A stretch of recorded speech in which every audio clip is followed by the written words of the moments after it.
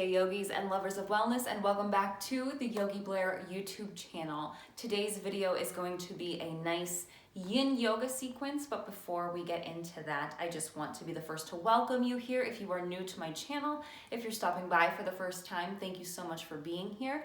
My name is Vanessa Blair Ferris, and I am a certified registered yoga instructor, and it has just been my passion to share yoga and wellness and self-care with anybody that needs it.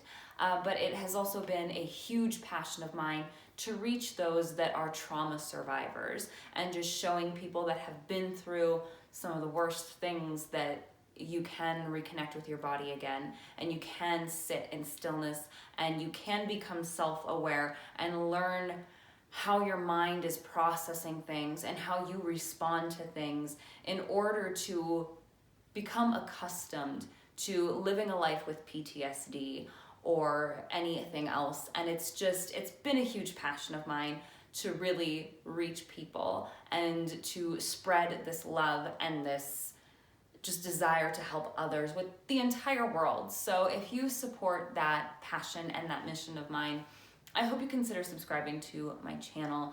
I hope to not just reach people in my area, but throughout the world. So if you're here, thank you. I really, truly appreciate every comment, every like, every subscriber. It really does help me reach this goal of mine, so thank you.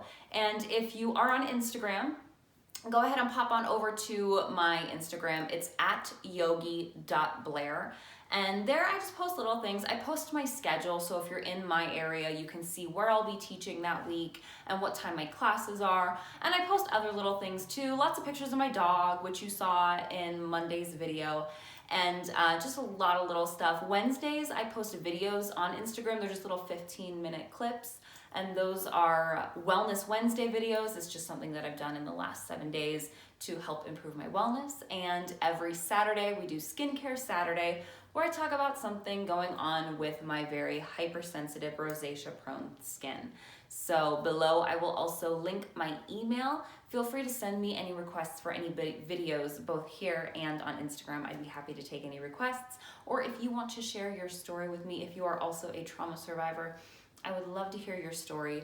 And I just really appreciate, again, all of you being here. So let's get into today's sequence. So today we're bringing it down to the floor for a nice little yin sequence. If you aren't familiar with a lot of yoga terms, or if you're not sure what yin is, there are yin poses which involve surrender, folding forward. Anything that is folding forward is a yin pose, technically speaking, and anything that is back bending is a yang pose. But in yin yoga, we incorporate a little bit of both. It's a lot of yin poses, but there can be some other yang poses as well. It's not specifically all folding forward. A lot of times in hatha yoga, yin classes are centered around a lot of seated poses, sitting on your floor, on your mat, and holding poses for 3 to 5 minutes. Sometimes in restorative classes, you'll hold poses even longer because you've got the support of all of those props, and it's just super relaxing. So yin poses, we hold poses 3 to 5 minutes in yin because we're stretching the deep tissues of the body. You're still working on flexibility when you're doing a flow class. However, you're working on flexibility and strength, and you're getting more movement in, and you're connecting with your body in a different way.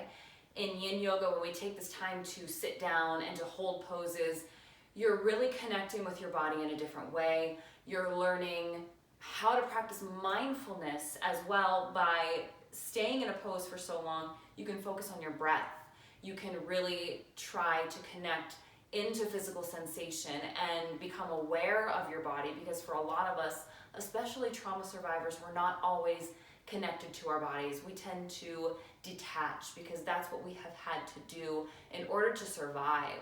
And this helps us reconnect with sensation and learn what our bodies want and what they don't want. So I'm gonna go ahead and show you a lot of poses that I like to use in my own yin classes. Now, this is not gonna involve any props. You don't even need a mat today, as long as you have somewhere soft where you can sit or be comfortable. That's all you need. If you have props, if you have a blanket, you can use one. If you have blocks and you want them, you can use them. You can use a strap if you have one. You can do whatever you want to do, but I teach a lot of these kinds of classes at gymnasiums where they don't always have props available. So I have had to kind of work my classes into being things that you can specifically do without anything. So these poses can be held from 2 to 5 minutes or more. I'm going to kind of move quickly through them since we are sitting together for this video. It might be a little awkward just sitting here for 5 minutes holding a pose. I'm going to show you lots of poses. I'm going to give you some of the benefits of how they stretch and how they can help you. And you are welcome to then take this knowledge and put together your own sequence if you want to hold poses a little longer, or you can always pause this video too and hold poses for as long as you want. So let's just get started in a child's pose. So now we all know in child's pose, we can take the knees wide or we can bring the knees together. It all depends on what your body's asking for. It all depends on what your body wants today. Try to tune into your body and listen to that. If your knees are wide, you're going to stretch more into the hips and the hip flexors. And if your knees are together, you're still going to get a bit of a hip stretch, but you're also going to round through the low back and get some relief there. And take 5 deep breaths here.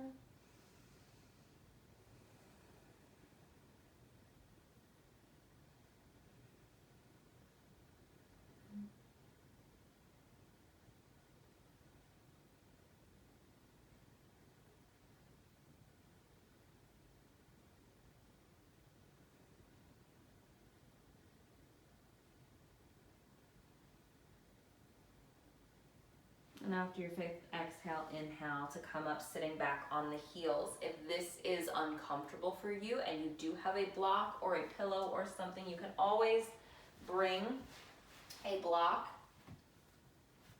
inside the legs and sit back on that. That's just going to help lift the hips up a little bit. This is Thunderbolt Pose. Now the pose we were just in, child's pose, is a very calming pose. It is a great pose to take at the end of the day or anytime you're feeling anxious. It just kind of helps ground you, connecting with the floor or your mat. It's a very grounding pose, very calming, and you get that stretch for the hips and the low back. So staying in Thunderbolt, you can stay here. This is a good stretch for the quads. If you want a little more, you can find Hero's Pose, Virasana, bringing the flesh of the calves away, sitting the sits bones on the floor, heels at your sides. If you feel any sort of pain or yuckiness in the knees, just come back to your Thunderbolt Pose. This helps to stretch this area. It's a little more, to me, a gentle stretch than your typical quad stretches.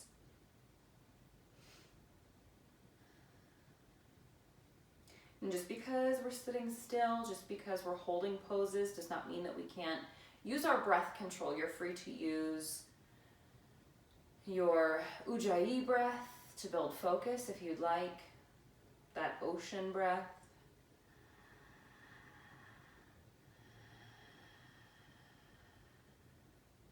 I do have a video all about pranayama, different breath controls that you can do, which I will go ahead and link.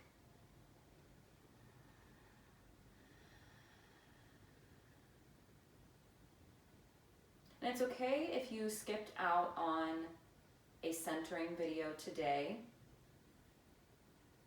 This kind of practice gives us a chance to center here, bringing our attention into the present moment, letting go of anything that we're holding on to.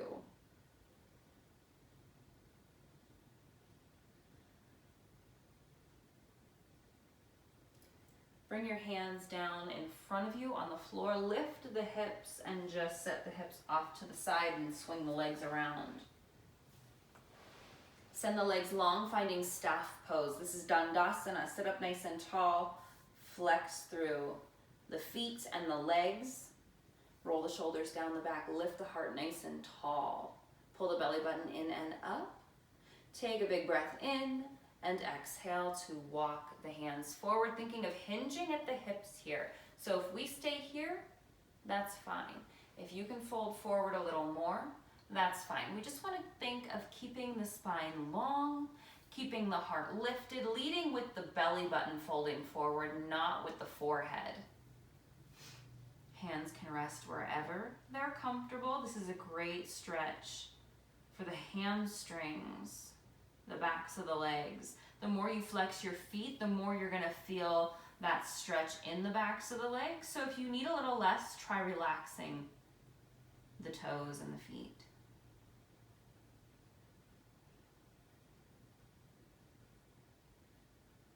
These are great poses to do after a workout. And Yin Yoga is just a great practice. I love to end my week with a Yin class. I teach a Yin class Fridays at 6 p.m. at Catalyst Fitness Northeast. And it's just a great kickoff to the weekend, a great way to relax after a long work week.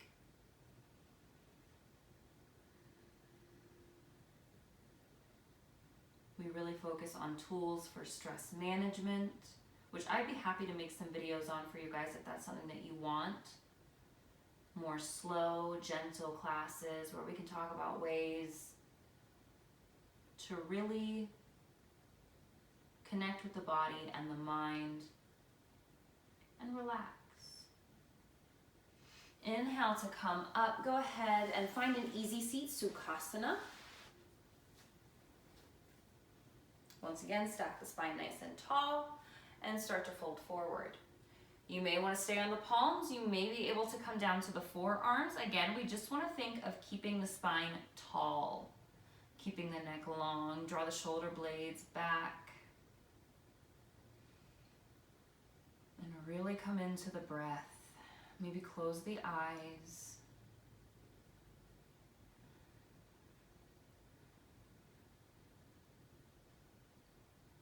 And if you feel like your mind is racing, bring attention into the body, into sensations, not labeling sensations as pleasant or unpleasant or good or bad, just really noticing any sort of sensation you might feel. Maybe it's tightness, maybe it's soreness, maybe there's a tingling in the crown of the head or in the palms.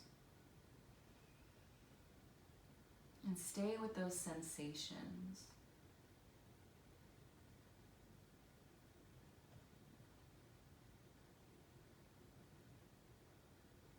As you inhale, come up, switch the cross of your feet, and then fold forward again.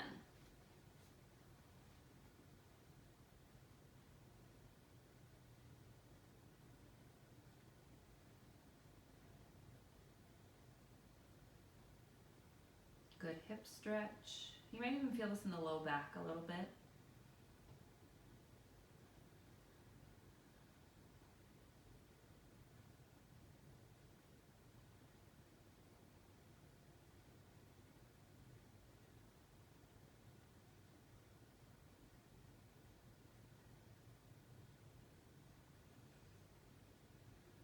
And then inhale to come up. Let's bring the soles of the feet together, finding Baddha Konasana, bound angle.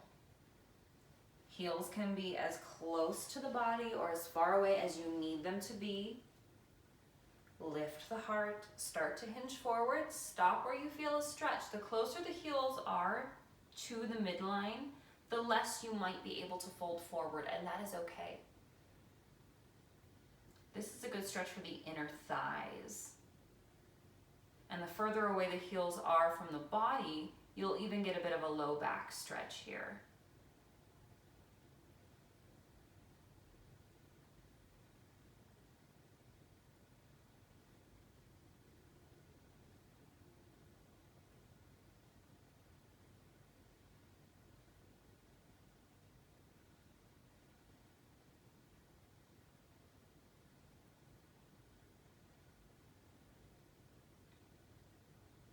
Notice where the mind is. Try to bring it back to the breath or back to sensation if you notice that the mind is still wandering.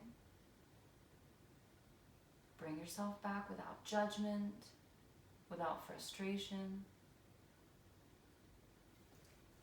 As you inhale, go ahead and come up. We're going to find a bit of a twist here. So bring your right heel towards your left hip and take your left foot and plant it outside of your right thigh. Now, if this is too much, you can always bring that foot to the inside of your right shin instead.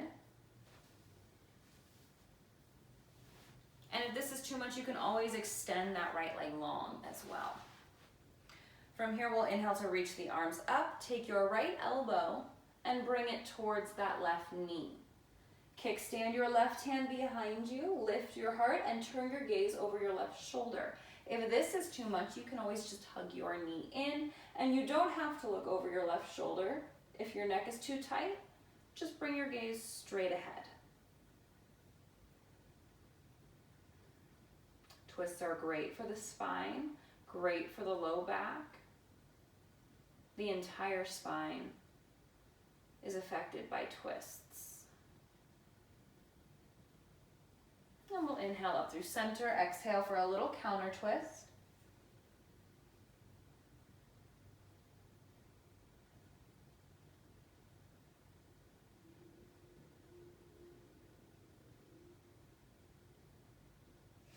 Inhale to come back through center.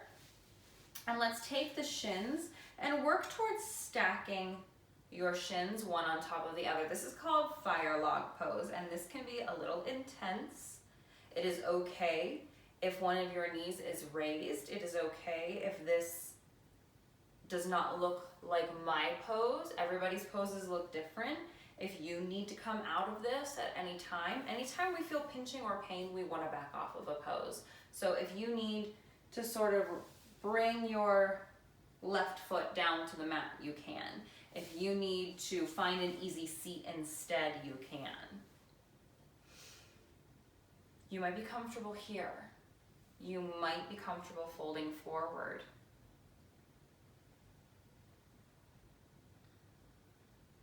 Deep outer hip opener for that top leg.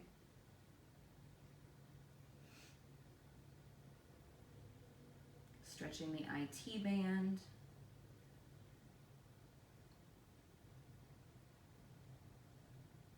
And any stretch that helps to open up the outer hip is also going to assist with the low back as well and into the hamstring. Muscles are connected, tension is connected. If you have tight hips, chances are your low back is tight and your hamstrings could be tight as well.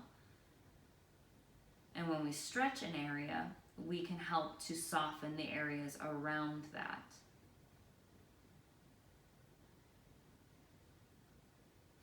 Then we'll inhale to come up, switch the feet.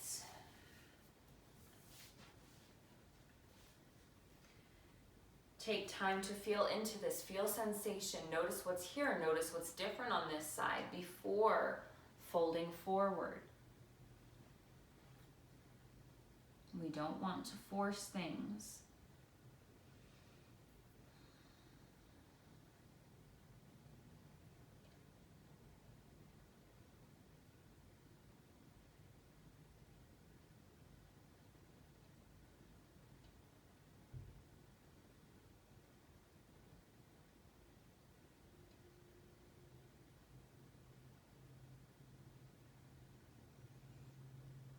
Find the breath.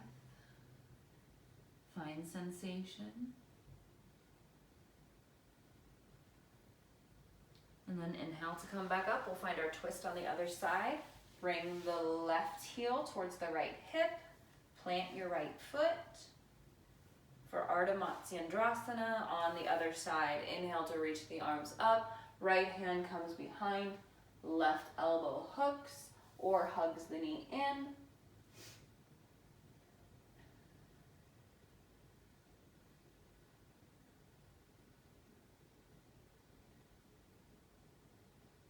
Deep breaths as we twist.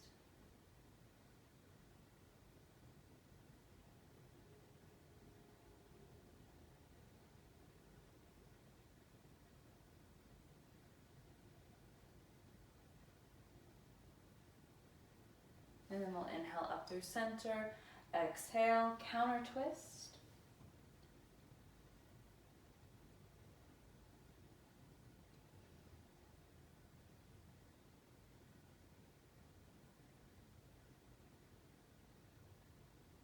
And then we'll inhale back to center.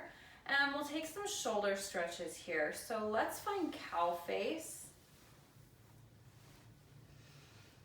Here we bring opposite heels towards opposite hips. And again, if the knees don't stack perfectly one on top of the other, there might be some space there. That is perfectly fine. We take our arms out to a T. My right leg is on top, so my right thumb is gonna turn down and my left thumb is gonna turn up.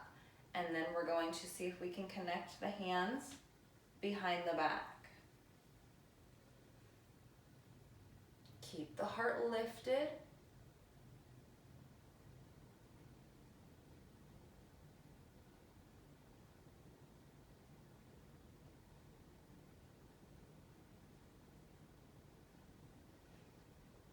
Exhale to release.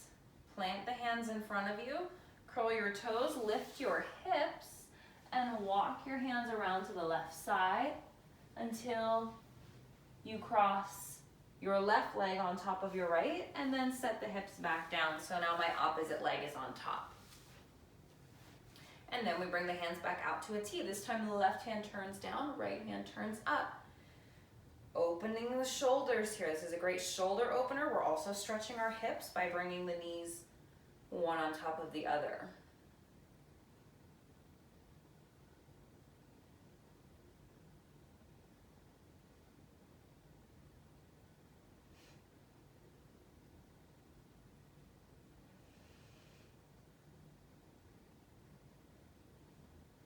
Release. Go ahead and unravel the legs. Plant the hands, roll over hands and knees. Find your tabletop. Take some cat-cows. I love cat-cows in all of my sequences. Whether it's flow or whether it's yin, I always try to make time for cat-cow. Inhale, dropping the belly, lift the gaze, lift the tailbone. Exhale, round through the spine, tuck the tailbone, bring the gaze in. Inhale for cow. Exhale for cat.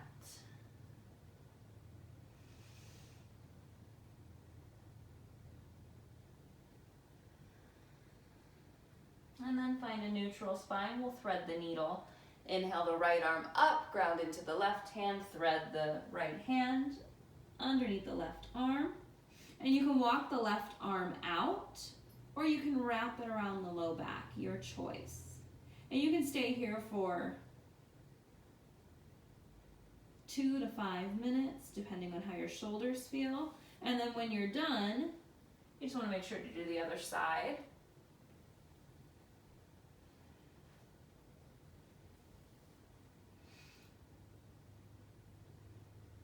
I find this to be a little more gentle of a shoulder opener than a lot of other poses that are good for the shoulders.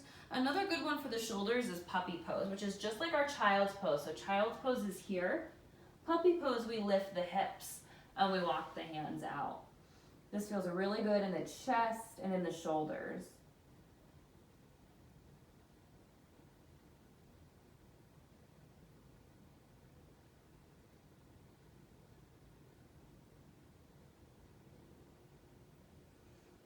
And then when you're done, walk the hands back, sit back on the heels, set the hips off to one side, swing the legs back around, and start to recline onto your back to settle in for your Shavasana. Now, traditional Shavasana, we lay long, our feet splay out, our arms rest at our sides, palms turned up. But you can take any reclined pose that works better for you. You can use any props that you have. You can turn on some meditation music, light some candles, really set this time up to be an enjoyable experience. I always try to make Shavasana a really great experience for students. I usually, in my classes, I come around with some oil for some aromatherapy. We do a temple massage or a neck massage, and It should really be a time to enjoy and to relax deeply. So do whatever you need to do for that to happen. And then once you're there, start to let go of any sort of breath control. You can still stay focused on the breath if that helps you, if that helps the mind not to wander so much.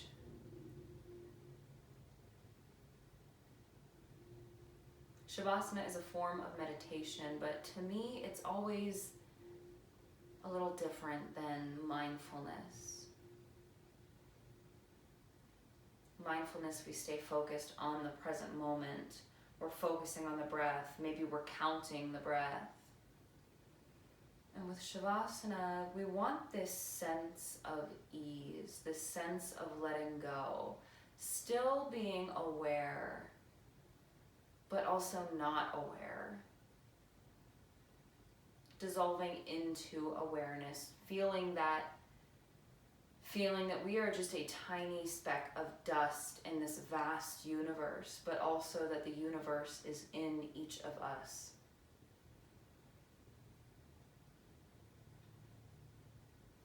And as always, I invite you to stay here as long as you need. Give yourself that time and that opportunity to rest. I leave you here. Loka samasta sukhino bhavantu. I wish happiness and freedom to all living things, and may the words, thoughts, and actions of my own life contribute in some way to happiness and freedom for all. My friends, thank you so much for joining me. Namaste.